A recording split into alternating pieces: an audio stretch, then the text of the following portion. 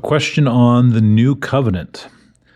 I'm pretty sure what you said yesterday, that it is safe to conclude that there are two new covenants, one with my people as yet unfulfilled and awaiting the Lord's return to establish the millennial kingdom with himself on David's throne in Jerusalem, and one, quote, in my blood, which is now in effect between himself and his church, and which we memorialize with wafer and wine.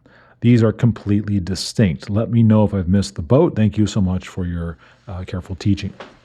So the question is, how does the new covenant relate to Israel, and how does the new covenant relate to the church? Jesus, we get the language of the new covenant primarily from Jesus at the Last Supper, at the upper room, the night before his crucifixion, when Jesus says, "This is the new covenant in my blood. Do this in remembrance of me."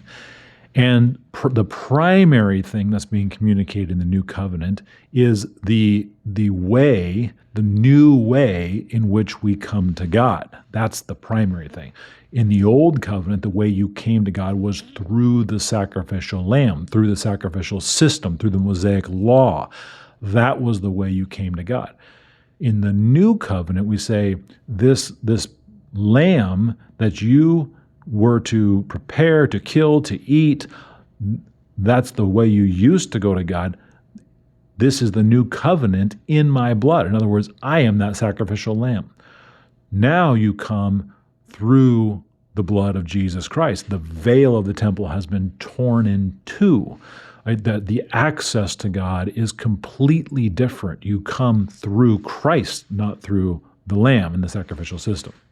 So that's the primary thing that's being discussed. Now, there are other aspects of the new covenant that have to do with the nation of Israel being restored, and all Israel being saved, and the heart of flesh being put into the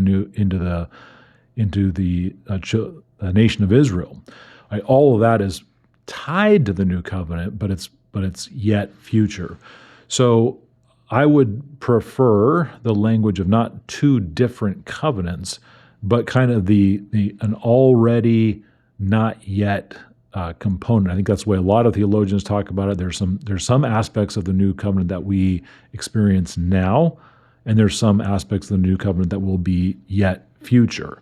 So it's probably, and various theological systems will see various degrees of either continuity or discontinuity as you talk about which aspects of that new covenant are now and which aspects of that new covenant are future. There's going to be some differences in how that's perceived, but I think there's one new covenant, and we're either experiencing it parts of that now or parts in the future, depending on how you want to parse that all out. But everybody agrees that the main thing the new covenant is referencing is the access, the way in which we have access to God, and that is through Jesus Christ.